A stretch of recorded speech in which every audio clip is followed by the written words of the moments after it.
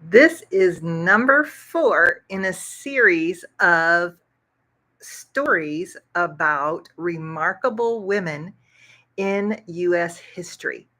Today, I'm going to be talking about Rosa Parks so that you can learn more vocabulary and phrases in the best way possible in context with a story. If we haven't met yet, my name is Tanya, and I am the creator of our She Speaks Fluency program for women. And today, I'm excited to talk about Rosa Parks. Like I said, she is number 4 in our series. And as I do some research on this series, I'm finding a lot of women to talk about in this series. And I'm getting a lot of great feedback from you. So let me know if you're enjoying this series. And if you haven't seen the first 3 in this series, I'll be sure to link those below so you can watch those too and learn even more. Welcome, everyone. It's great to have you here live or on the recording, which I will post as soon as I'm done here. And let me know a little bit about you so that I can get to know you better. I know some of the regulars are here. Hi, Wendy. It's good to see you again. So, Rosa Parks is one of the women in this series that I did learn about as a child. And the thing is that the more that I research on this series, the more I find out what I don't know. And this is really true of Rosa Parks. I think it's fairly common in the United States to learn about Rosa Parks at a fairly young age, even before high school. And that was true for me. But it is, again, something that we didn't learn a lot about. I know that part of the reason for that is there's so much to learn. There's only so much that they can teach us or expose us to in the short time that we're in elementary school, junior high, and high school. But this is another one of those people who I think it would have really benefited me to learn more. And I'm really glad I'm learning more now about her. So, Rosa Parks was an African American civil rights activist. She was born in 1913 in, I may say this wrong, Tuskegee, Alabama. She was raised in a time of racial segregation. I was raised in a time when they were trying to change that segregation and bring the white and black community back together. And of course, that has its own story that I should put on a list so that I can remember to tell you all about my personal experience with that. Rosa Parks, I think, is someone that most people in the United States, most people who grew up here and went to public school can tell you at least a little bit about who Rosa Parks is, but they may not know as much as I'm going to tell you today. So she is most well known for the Montgomery bus incident. What that was and what most people would tell you, they may not be able to say the exact name of this incident, but at the time, public transportation buses were segregated, and the black people were forced to sit in the back, and the white people would sit in the front. And then there was a part in the middle, and this was where black or white people could sit. But if a white person wanted or needed your seat, you were required by law as a black person to get up and give your seat to that person. And that's what happened with Rosa on December 1st, 1955. So just a little over a decade before I was born. She was sitting in the black section of a bus right between where the black section and the white section are separated. And one white man needed a seat. So the driver of the bus came and asked the 4 people in that area to move back to the black section. I think an important note here is to say that Rosa is not the first person to have done what she did, which is she refused to give up her seat. I think another really important thing, the fact that there were other people who had done it and other women who had done it. The second important thing is the driver asked for 4 people to move, 3 people moved, and still the one white person somehow needed all 4 of those seats.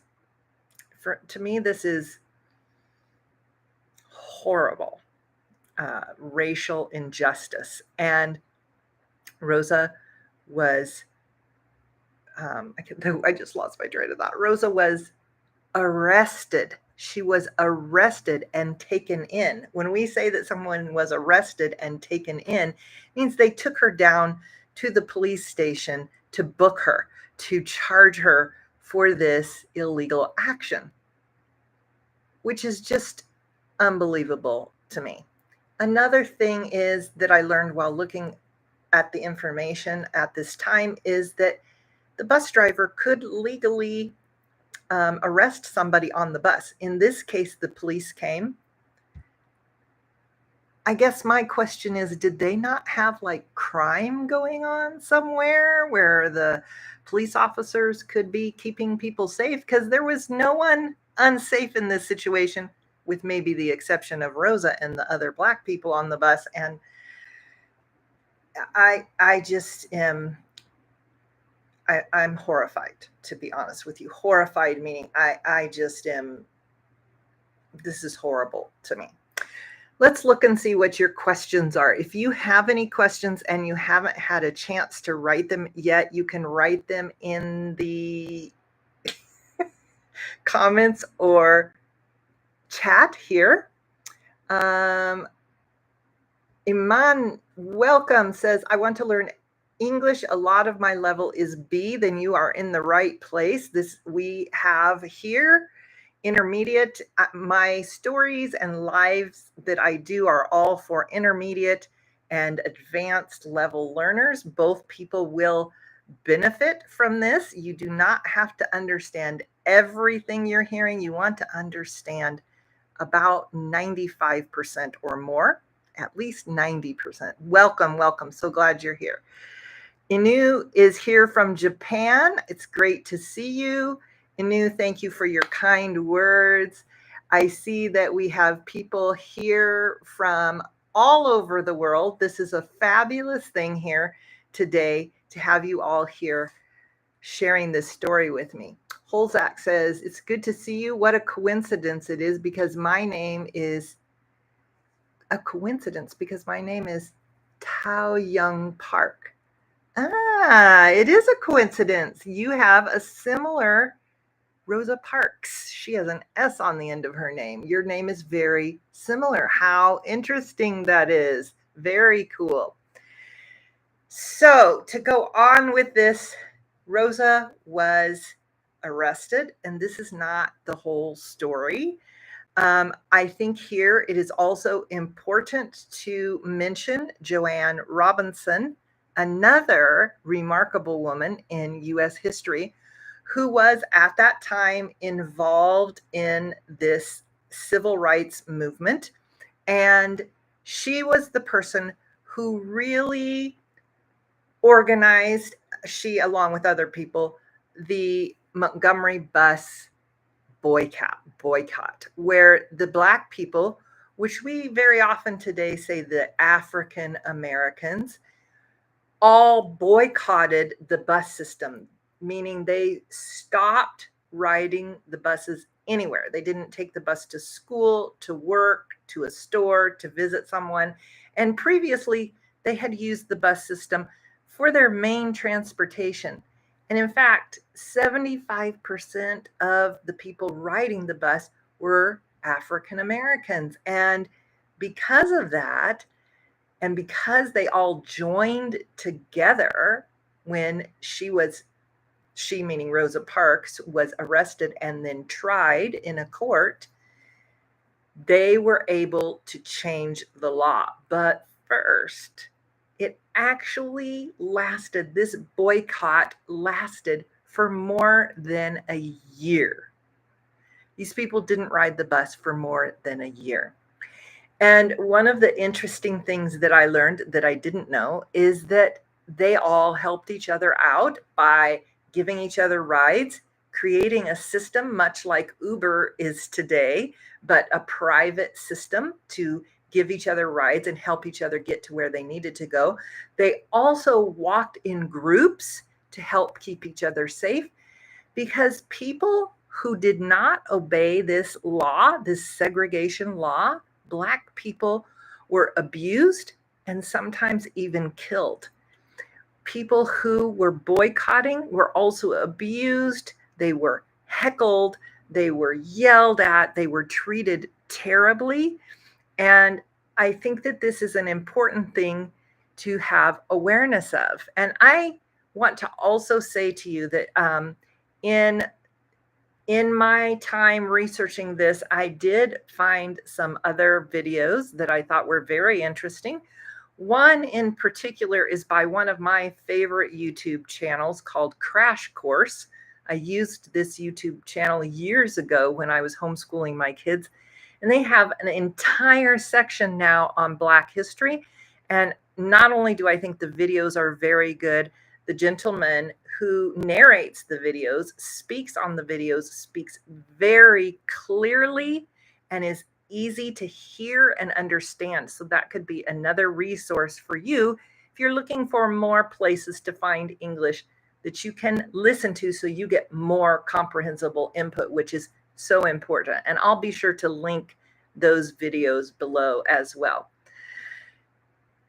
This particular boycott is one of the largest non-violent boycotts in the history of the United States.